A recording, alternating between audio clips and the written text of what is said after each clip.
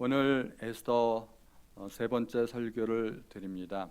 에스더를 끝까지 읽어보신 분들이라면 에스더의 주인공 아마 아시리라 믿습니다. 이 시점에서 제가 퀴즈를 하나 내겠습니다. 초성 퀴즈입니다. 잘 아시죠? 그 한글의 첫 번째 그 자음만 보고 맞추는 것. 첫 번째 문제를 한번 볼까요? 뭘까요? 너무 빨리 나오는데. 저는 저거 보고 말린 당근? 답이 아니었네요. 두 번째 문제를 보겠습니다. 뭐 이렇게 답이 보자마자 나와요? 생각도 안 하시네.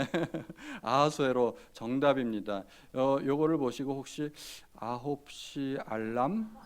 생각하시는 분들도 있겠지만 매우 영특하지만 정답은 아니네요. 세 번째 문제를 볼게요. 에스더. 에스더 맞습니다. 와스디라고 해도 말이 되죠. 와스디도 말은 되는데 그렇게 하면 90점, 에스더 하면 100점. 자, 마지막 하나만 더 볼까요? 하마? 하만. 하만이죠. 100점이십니다. 우리 성도님들 너무너무 잘하셨습니다. 이렇게 에스더에 나오는 주인공들을 알고 그들의 성격을 좀 알면 에스더를 이해하는데 훨씬 더 수월해질 겁니다. 지난주 복습을 한번 해볼까요? 에스더가 왕 후의 후보로 발탁되어서 궁궐에 입궐하고 드디어는 왕후가 되었습니다. 그런데 여기서 우리가 알아야 할 게 있습니다. 에스더는 어쩌자고 그런 미인대회에 참여해서 왕궁까지 들어가게 되었는가? 이건 에스더 본인의 의사나 모르드게의 정치적 야욕에 의한 것이 아니라는 것입니다. 왕후 간택령에 의하여 전국의 미인들이 착출되는 과정에서 어쩔 수 없이 일어난 일입니다. 그로 말미암아 에스더가 왕궁에 가게 되었을 때 에스더의 인생이 꽃피게 되었나요? 사실은 에스더의 인생에 전혀 예정되어 있지 않은 일이 일어나므로 에스더의 인생은 꼬이게 된 겁니다. 에스더나 모르드게는 왕후의 일에 전혀 관심이 없었습니다. 에스더가 왕후가 되고 싶었던 것도 아니고, 왕궁은 겉보기에는 화려해 보이지만 그 속에는 수없는 경쟁이 있고 보이지 않는 갈등과 알력이 있는 곳입니다. 그곳에 하나님의 백성이 들어가야 할 이유가 없는 것이죠. 자, 1장에서 보면 아하수에로와 와스디가 등장하고 와스디가 폐위되는 사건이 나타나고 2장에서는 모르드게와 에스더가 등장합니다. 드디어 3장 오늘의 빌런 등판 하만의 등장입니다.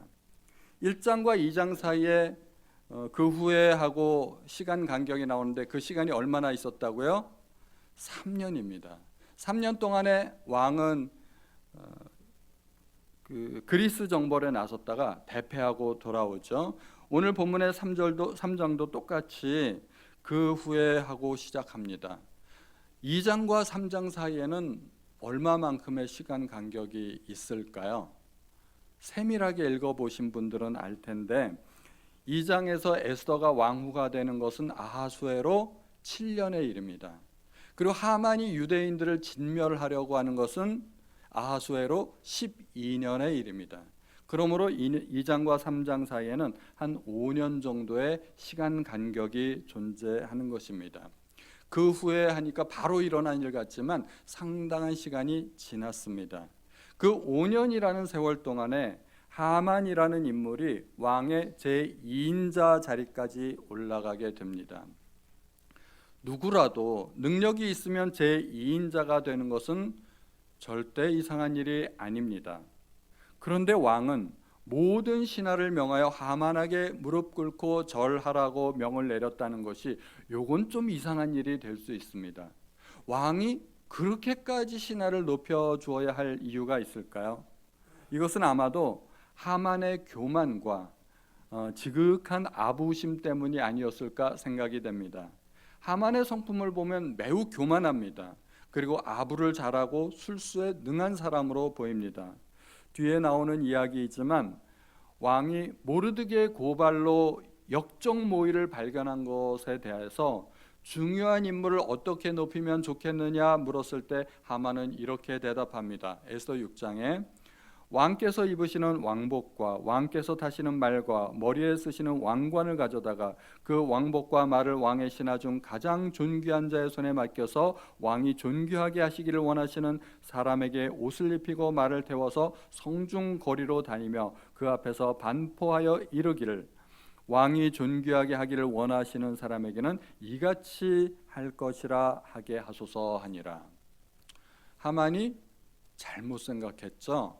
하만이 김칫국부터 마시고 있습니다. 하만은 그 대상이 누구라고 생각했던 거예요? 자기라고 생각했던 거예요. 왕은 딴 사람을 생각하고 있는데 여기에서 하만의 성품을 볼 수 있죠. 아, 하만은 왕이 되고 싶은 모양이다. 그런 생각을 할 수 있습니다. 왕의 관을 쓰고 왕의 옷을 입고 왕의 말을 타고 성중으로 활보하고 싶었던 그 속마음을 드러내고 있는 것입니다. 왕은 될 수 없으니까 왕 같은 대접이라도 한번 받아보고자 하는 속셈이었습니다. 하만이 얼마나 교만한 사람인지 스스로를 높이기 위해서 왕을 어떻게 설득하는지 그런 장면을 볼 수 있습니다. 하만이 2인자가 되었을 때 자기가 왕의 대리자로서 국사를 효율적으로 감당하려면 모든 신하가 자기에게 무릎 꿇고 자기 명령에 절대 복종하여야 한다고 왕을 그렇게 아마 설득했을 것입니다. 그리고 이 왕이 또 워낙 귀가 얇지 않습니까? 신하들이 무슨 말을 하기만 하면 그 말을 그래? 그러면서 바로 들어주는 왕이었습니다. 그러니까 하만에게도 그런 말을 들어주었을 것이고 이 왕의 바로 옆에서 왕을 조종하는 하만에게 이제 거스를 수 있는 사람은 아무도 없어 보입니다. 하만은 이미 절대 권력을 손에 거머쥔 사람입니다. 그런데 대궐 문지기에 지나지 않던 말단 공무원인 모르드게가 하만이 지나갈 때 무릎을 꿇지도 않고 절을 하지도 않았습니다. 처음에는 하만도 잘 몰랐겠죠. 하만과 같은 지위가 있는 사람은 휘하에 워낙 호위 군사도 많이 있었을 것이고 모르드게 같은 말단 공무원이 가까이 하기에는 너무 신분 차이가 큰 것이죠. 그런데 대궐 문에 있는 신하들이 모두가 절할 때 모르드게는 절하지 않고 꼿꼿하게 서서 버티고 있으니까 누가 제일 먼저 깜짝 놀랐을까요? 그 옆에 있는 동료들입니다. 기겁을 하고 모르드게에게 설득합니다. 자기는 꿇어서 엎드려서 절을 했는데 옆을 힐끗 보니까 꼿꼿하게 서 있는 사람이 한 사람이 있는 거죠. 얼마나 기겁을 했겠습니까? 어찌하여 왕의 명령을 거역하느냐 하면서 날마다 권합니다. 모르드게가 귀찮을 정도로 날마다 권하니까 모르드게가 자기의 신분을 밝히는 겁니다. 나는 유다인이다. 그게 이유가 되는 겁니다. 나는 유다인이기 때문에 절할 수 없다는 것입니다. 그러면 동료 신하들은 왜 그렇게 모르드게를 설득했을까요? 그것은 하만을 존경하는 의미도 아니고 모르드게를 위해서도 아니고 어쩌면 대궐 문 앞에 앉아있던 그 신하들이 연대 책임을 지고 단체로 문책을 받을까 두려워서 그랬지 않을까 생각이 됩니다. 이 하만이 보통 성격이 아니지 않습니까? 하만의 그 불같은 성격을 다들 잘 알고 있었을 것입니다. 그래서 이 일이 잘못되면 큰일 나겠다 싶어서 이제 모르드게를 설득하다 안 되니까 그들 눈에 가시 같은 이 모르드게를 하만을 먼저 찾아가서 꼰질르는 겁니다. 이게 우리가 원하는 게 아니고요, 사실은. 그러면서 고자질을 하는 것이죠. 하만이 실제로 보니까 먼 발치에 한 사람이 꼿꼿하게 서 있는 것을 발견하게 됩니다. 다른 모든 신하들이 무릎 꿇고 엎드려서 절하는데 한 사람만 서 있으니까 눈에 띄는 거죠. 하만이 극심한 분노가 마음속에서 끓어오릅니다. 이 모르드게를 죽여야 되겠다 생각을 하고 그뿐만 아니라 온 유다 민족을 진멸하고자 계획을 세웁니다. 하만은 유다 민족을 진멸하기 위해서 가장 좋은 날을 제비 뽑았는데 예수 안 믿는 사람들은 다 그런 날짜를 선택하지 않습니까? 흔히 기릴이라 하여서 손 없는 날, 그래서 이사하기 좋은 날, 결혼하기 좋은 날, 이런 날들을 안 믿는 사람들은 뽑습니다. 그리고 이 하만도 그런 날을 뽑았는데 이제 12월이 딱 걸린 것이죠. 그리고 아하수에로에게 유다 민족을 모함합니다. 그리고 자기 계획을 이야기하는 거죠. 왕의 백성 가운데 한 민족이 있는데 왕의 법률을 도무지 지키지 않으므로 이 민족은 엄벌에 처하여야 한다는 것입니다. 이렇게 이야기하죠. 9절에 왕이 옳게 여기시거든 조서를 내려 그들을 진멸하소서. 내가 은 1만 달란트를 왕의 일을 맡은 자의 손에 맡겨 왕의 금고에 드리리이다. 모르드게는 무슨 죄를 저질렀을까요? 심각한 죄가 하나 있죠. 흔히 말하는 괘씸죄. 괘씸죄에 걸리면 벗어날 수 있는 방법이 없어요. 아무리 자기가 잘했어도 상관의 눈에 괘씸죄에 딱 걸리게 되면 헤어날 수 있는 방법이 없습니다.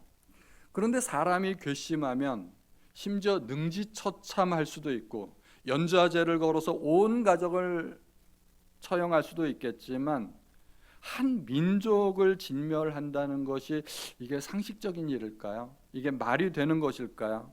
그 당시 페르시아에 살고 있던 유대인을 약 70만 정도로 추산하고 있습니다. 아무리 한 사람이 괘씸해도 그렇지 그 한 사람 때문에 70만 명이나 되는 사람이 죽어야 되겠습니까? 이게 정상적인 판단이 될 수 있을까요? 게다가 하만은 그 일을 위해서 은 1만 달란트를 왕의 금고에 드리겠다고 합니다. 당시 페르시아의 1년 예산이 1만 5천 달란트라고 합니다. 그러면 국가 예산의 3분의 2 정도에 해당하는 어마어마한 그런 돈이 되는 것입니다. 만약에 하만에게 그런 재산이 있었다면 자기의 전 재산을 털어서 헌납하겠다는 말인데 하만이 그토록 그 일에 정말 열심을 낼 수 있는 일일까요? 하만을 보면 유대인을 진멸하는데 진심인 것 같아요. 그렇게까지 자기의 전 재산을 털어서 하만이 그렇게까지 자기의 계획을 왕에게 이야기했을 때 왕은 뭐라고 합니까? 3장 10절 11절에 보면 왕이 반지를 손에서 빼어 유다인의 대적 곧 아각 사람 함므다다의 아들 하만에게 주며 이르되 그 은을 내게 주고 그 백성도 그리하노니 너의 소견에 좋을 대로 행하라 하더라. 왕이 이런 대답을 합니다. 좀 이상하지 않습니까? 왕이 아무리 하만을 신뢰해도 그렇지 이게 왕으로서 할 수 있는 대답일까 하는 생각이 듭니다. 한 민족을 진멸하겠다는 일입니다. 아무리 왕이 귀가 얇아도 그렇지 그래도 그 민족이 자기 백성 아닙니까? 70만 명이나 되는 백성을 잃는 일은 그날에 정말 큰 전쟁이 나서 완전히 참패해야 70만 명 정도의 백성을 잃을 수 있는 일입니다. 한 민족이 국법을 어겨서 진멸해야 된다는데 그렇다면 왕이 어떻게 해야 될까요? 정상적으로 진상조사위원회를 조직하고 도대체 어떤 민족이 어떤 법을 어떻게 어겼는지 소상히 조사해야 될 것 아니겠습니까? 왕이라면 적어도 그 정도 명을 내리거나 하다못해 질문이라도 했어야 됩니다. 그게 누구래? 도대체 무슨 법을 어겼대? 궁금해야 되지 않을까요? 그런데 아하수에로 왕은 가만히 보면 생각이 없어요. 이게 뇌가 없는 모양이에요. 질문 한마디 없습니다. 그래? 그럼 네가 다 알아서 해? 그리고 끝입니다. 이게 다예요. 이게 왕의 자세라고 할 수 있겠는가 하는 것입니다. 하만의 요구대로 조서가 발표됐습니다. 그리고 온 나라가 발칵 뒤집혀졌습니다. 그런데 왕은 어때요? 하만과 앉아서 술이나 마시고 있습니다. 이건 완전히 비상식적인 일이고 비정상적인 일입니다. 그래서 에스더를 가만히 읽다 보면 이거 이상한데 어떻게 이런 일이? 그런 생각을 많이 하셔야 됩니다. 그런 일들은 뒤에 뭔가 배후 세력이 있다고 의심되기 때문입니다. 왕이 술김에 주정을 한마디 했는데 그 한마디로 말미암아 왕후가 폐위됐습니다. 그 일로 말미암아 포로민족 천의 고아 출신인 에스더가 또 왕후가 되었습니다. 이것도 역시 비정상적인 일이라고 말씀드렸습니다. 그 뒤에는 보이지 않는 하나님의 손길이 있었습니다. 하나님이 왜 이렇게 은밀하게 일을 하실까요? 하나님만 일하시는 것이 아니기 때문입니다. 하나님이 에스더를 왕후로 세우고 모르드게의 치적을 감추시고 하는 그런 포석을 두시는 이유는 보이지 않게 일하는 또 다른 어둠의 힘이 있었기 때문입니다. 하만을 보면 그들 뒤에, 하만과 아하수에로의 뒤에 보이지 않게 그들을 조종하고 있는 다크 포스가 있다는 것입니다. 우리는 그 힘도 볼 수 있어야 됩니다. 이 모든 일들의 근원은 사실 모르드게에게 있었습니다. 모르드게는 유대인이기 때문에 하만에게 무릎을 꿇을 수 없다는 것입니다. 그럼 도대체 아각 사람 하만과 유다인 모르드게는 어떤 그런 악연이 있는 것일까요? 지난 금요일에 유희건 목사님이 사무엘상에서 배경을 아주 자세히 설명해 주셨습니다. 저는 너무너무나 편한데 그래도 조금만 설명을 드릴게요. 하만이 아말렉 족속의 사람이었던 것입니다. 유다 민족과 아말렉 족속의 악연은 그때로부터 1000년을 거슬러 올라가서 모세 시대부터 비롯됩니다. 출애굽기 17장에 보면 그때 아말렉이 와서 이스라엘과 르비딤에서 싸우니라. 이 싸움은 굉장히 유명한 싸움입니다. 싸움에서 어떻게 이겼냐면 모세가 산꼭대기에 올라가서 손을 들었더니 이스라엘 백성이 이겼던 거예요. 이 희한한 싸움은 굉장히 놀라운 싸움인데 왜 이 싸움이 발단이 되었는가? 아말렉은 한 국가라기보다는 사막의 강도떼입니다. 이스라엘이 행군을 할 때 훔에 처진 그런 노약자 어린아이들을 공격하고 약탈했기 때문입니다. 그래서 전쟁에 붙었고 이 싸움에서 모세가 기도해서 승리했습니다. 모세가 이겼는데, 이스라엘 백성이 이겼는데, 근데 하나님은 그걸로 끝나지 않으시는 거예요.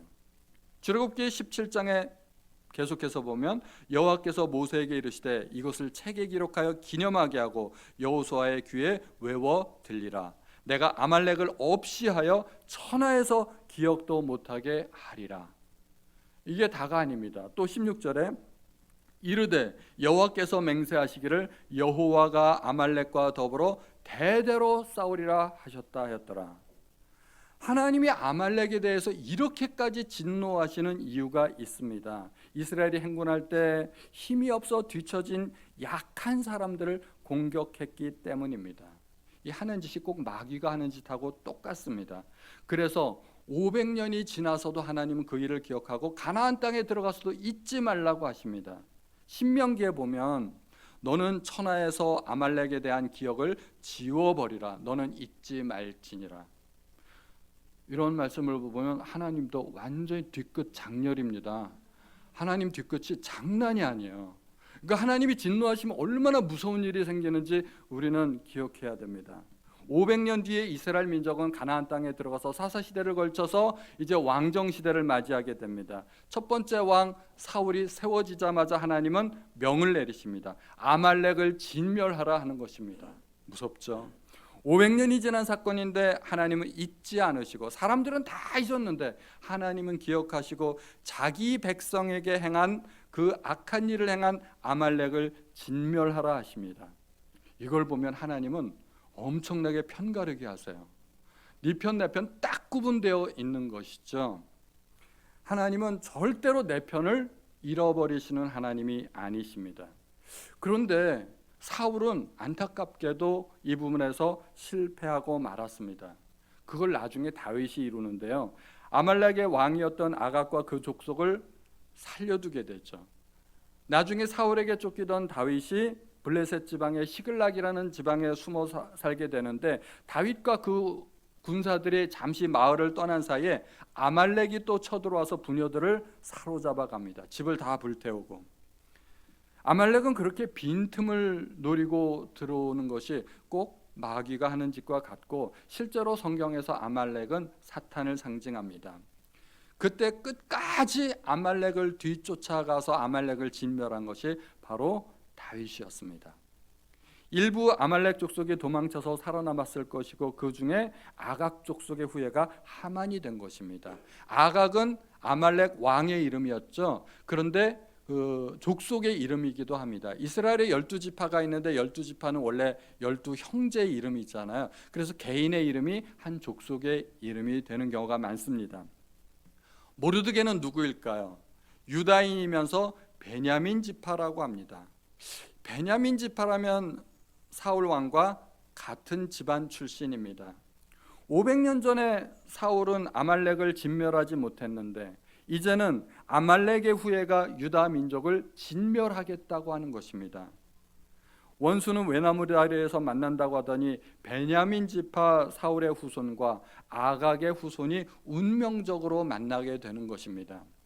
이것도 참 우연치고는 희한한 우연입니다. 이것을 개인과 개인의 자존심 싸움으로 보기보다는 그 뒤에 얽힌 역사적인 배경을 우리가 이해해야 됩니다. 아하수에로 왕 12년에 유다인을 진멸하라는 하만의 계획이 세워집니다. 에스더가 왕후로 간택되었을 때 그것을 알았던 유다인들은 얼마나 기뻐했겠습니까? 여러 민족이 섞여 사는 페르시아 제국에 유다인 왕후가 되었다는 것은 매우 고무적인 일입니다. 그것은 또 유사시에 굉장히 큰 힘을 발휘할 수도 있습니다. 그런데 5년이 지나니까 유대인들은 오히려 멸족의 위기를 만나게 됩니다. 참 우리의 인생을 보면 그런 것 같습니다. 좋은 일도 있다가 시간이 지나면 또 나쁜 일도 만나게 됩니다. 오르막도 있고 내리막도 있고 꽃피는 봄이 왔는가 하면은 또 한철 돌아서 겨울도 오게 되어 있습니다. 예수 믿어보시니까 어떠세요? 항상 좋은 일만 있던가요? 꼭 그렇지 않습니다. 사망의 음침한 골짜기를 걸어갈 때도 있습니다. 중요한 것은 그 고비를, 그 위기를 어떻게 건너가느냐 하는 것입니다. 신앙의 수준에 따라 고난을 바라보는 시각이 다를 수 있습니다. 신앙이 초보 단계이면 고난은 무조건 나쁜 것이고 피해야 할 형벌로만 생각하는 경우도 있습니다. 물론 잘못해서 오는 고난도 있지만 잘못과 상관없이 고난을 겪을 수도 있습니다.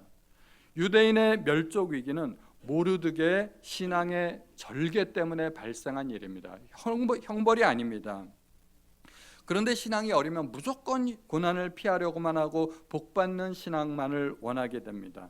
그런 신앙을 갖고 다른 사람의 고난을 바라보게 되면 참 안 됐다 생각하게 되고 저 사람은 무슨 죄를 지었을까 이렇게 생각하게 됩니다. 대표적으로 욥의 세 친구들이 그랬습니다. 그들은 욥을 위로하러 왔지만 시간이 지나면서 욥을 정죄하게 됩니다. 고난은 꼭 죄 때문만에 발생하는 것은 아닙니다. 다윗은 목자로서 양떼를 인도하다 보니까 때로는 사망의 음침한 골짜기를 통과해야만 할 때가 있다는 것을 알았습니다. 따라서 목자 대신 하나님의 인도를 따르다 보면 어쩔 수 없이 통과해야만 하는 골짜기가 있다는 것을 알았고 결코 해를 두려워하지 않겠다고 고백합니다. 왜냐하면 그 골짜기 속에서도 하나님은 동행하시는 것을 알았기 때문입니다. 고난에는 뜻이 있다고 합니다. 고난이 없으면 우리가 어찌 기도하겠으며 어찌 하나님께서 능력을 베풀어 주시겠고 어떻게 하나님께서 영광 받으시겠습니까? 사시사철을 겪으면서 나무가 자라고 추위와 더위가 반복되면서 나이테가 생깁니다. 나무의 나이테는 세월의 흔적이고 나이테가 많을수록 그만큼 성장한 나무가 되는 것입니다. 사람도 밤과 낮이 반복되고 음지와 양지가 반복되면서 그렇게 성숙하게 됩니다. 고난을 겪을 때는 너무나 힘들고 어렵지만 그러나 시간이 지나고 보면 내가 그때만큼 하나님을 의지했던 때가 있었나 싶은 생각이 들 수 있습니다. 고난의 시기에 우리의 신앙은 부쩍부쩍 자라는 것입니다. 하만은 거사를 시행할 날짜를 얻기 위해 제비 뽑아 12월을 얻었습니다. 그들은 운명의 날짜를 선택했지만 운명 자체는 선택할 수 없었습니다. 왜냐하면 운명은 누가 주시는 걸까요? 하나님 손에 달린 것입니다. 유대인들도 제비를 뽑습니다. 이방인들도 제비를 뽑습니다. 제비를 통해서 중요한 결정을 내리지만 그 제비의 결정은 누가 내리실까요? 하나님이 내리십니다. 그래서 잠언 16장 33절 다 같이 읽어보겠습니다. 시작. 제비는 사람이 뽑으나 모든 일을 작정하기는 여호와께 있느니라. 아멘. 하만은 유대인들을 멸족시키기 위해 1년 정도를 준비하려고 했습니다. 그러나 그것은 하만의 계획일 뿐이지 그 계획은 이루어지지 않았습니다. 이 싸움은 하만과 모르드게의 개인적인 자존심 싸움이 아닙니다. 우리는 그 뒤에 있는 큰 그림을 볼 수 있어야 됩니다. 이것은 한 민족의 운명이 걸린 영적인 싸움입니다. 그 민족은 어떤 민족일까요? 하나님이 선택하신 하나님의 백성입니다. 여기에 대항하는 사탄의 음모가 있습니다. 하나님의 백성을 진멸하고자 하는 것입니다. 그리고 둘째로는 그리함으로 앞으로 있을 메시아의 탄생까지 완전히 원천봉쇄하고자 하는 것입니다. 우리가 역사를 그런 눈으로 보면 이것이 사탄의 음모이구나 하는 것을 발견하게 됩니다. 남한국 시대에 여러 왕들이 있었는데 유일한 여왕이 한 번 있었습니다. 아달랴입니다. 아합의 딸인데 남한국으로 시집와서 왕비가 되었습니다. 그런데 어찌어찌 하다 보니까 남편이 죽고 아들이 죽고 이제는 손자인 어떤 손자가 왕위를 이어받아야 되는데 이 여자가 얼마나 악한 여자인지 손자들을 다 잡아 죽이고 자기가 왕이 됩니다. 이게 미친 짓 아니겠습니까? 이게 정상적인 생각을 갖고 있는 사람이 할 수 없는 일입니다. 제사장 여호야다가 그 중에 한 명을 빼돌려서 나중에 왕으로 옹립하지 않았더라면 다윗 왕조는 혈통이 끊길 뻔했습니다. 역사상 왕조가 바뀔 수 있는 일이지 그렇지 않습니다.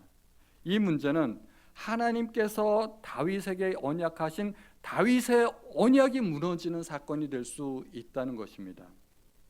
다윗을 통해서 메시아를 보내주시겠다고 했는데 다윗의 혈통이 끊어지면 하나님의 약속이 이루어지지 않는 것입니다. 헤롯 때에도 그랬죠.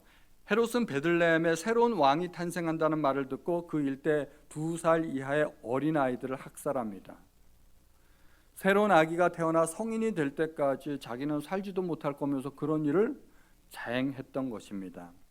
왕위에 대한 집착이 있는 것으로 보이고 표면적으로는 역모를 미연에 방지하려는 헤롯의 광기로 보이지만 그 이면에는 메시아 탄생을 저지하려는 사탄의 속셈이 있었던 것입니다.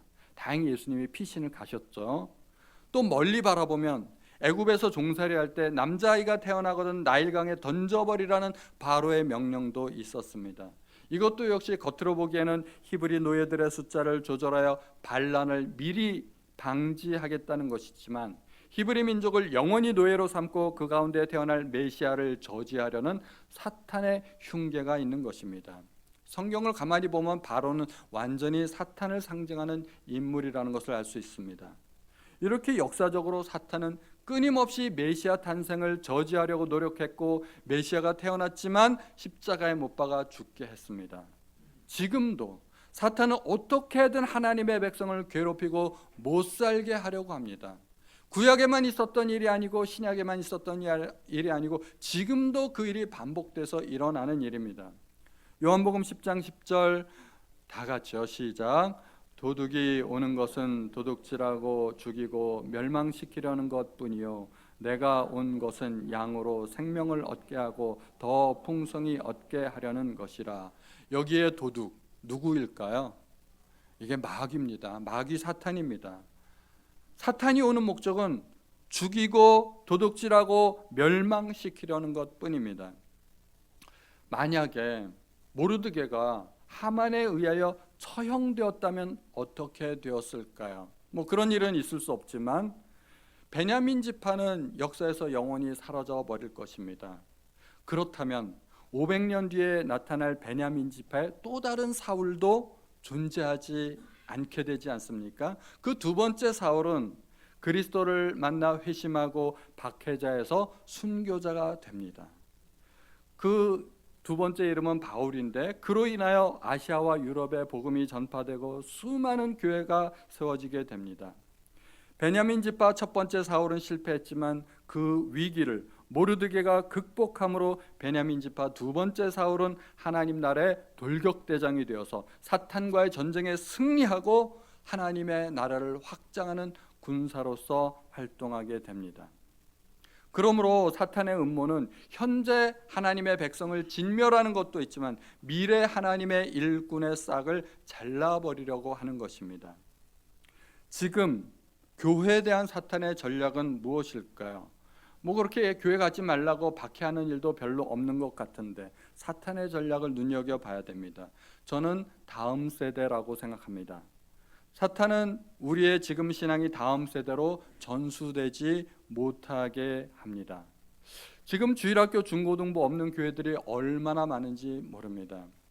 제가 어렸을 때는 집에 주일날 가만히 있으면 할 게 없어요. 교회 가면 너무 재밌는 일들이 많아요. 교회 주일학교가 얼마나 빠글빠글했는지 모릅니다. 그런데 지금은 주일학교 중고등부 텅텅 비어있고 아예 교회 학교가 없는 교회들도 많습니다. 연령별 기독교 인구 비율을 보면 70대 이상은 29%, 약 30% 정도 되죠. 60대에 이르면 23%, 40, 50대에 가면 20%, 30대로 내려가면 16%, 20대로 내려가면 13%. 밑으로 내려갈수록 기독교 인구가 점점 줄어들고 있습니다. 청소년과 초등학교까지 가면 한 자리 숫자가 되겠죠. 심각한 일입니다. 이렇게 해가지고는 대한민국의 미래는 없습니다. 사탄의 전략이 바로 이러한 것 아니겠나 생각이 됩니다. 우리는 도둑질하고 죽이고 멸망시키려는 사탄의 음모를 눈치채야 됩니다. 세상에 살아가면서 그러한 일들이 얼마나 많이 있겠습니까? 좌절하고 낙심하고 정말 살기가 너무 힘들다, 살고 싶지 않다, 그런 일들이 얼마나 많이 있겠습니까? 그런데 하나님은 어떠한 하나님이신가요? 끔찍하게 자기 백성을 사랑하시고 보호하시는 하나님이십니다. 하나님의 발은 절대로 안으로만 굽습니다. 그러므로 우리는 어떻게든 버텨내야 하고 하나님께 매달려야 합니다. 최후 승리는 하나님의 백성에게 속한 것입니다. 그리고 둘째로 우리는 다음 세대에 관심을 가져야 됩니다. 우리의 자녀들을 세상에 희생제물로 바쳐서는 안 됩니다. 우리 자녀들에게 말씀을 가르치고 예배를 가르쳐야 됩니다.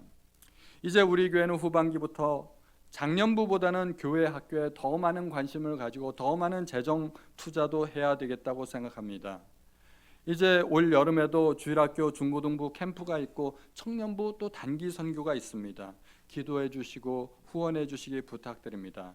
이것을 교회 한 부서의 일로 생각하시지 마시고 우리 모두의 관심사가 되어야 하고 이 일은 교회의 미래가 되어야 됩니다. 나아가서 대한민국의 미래를 좌지우지할 수 있는 일이 될 것입니다. 아낌없는 우리 성도님들의 지원을 부탁드립니다.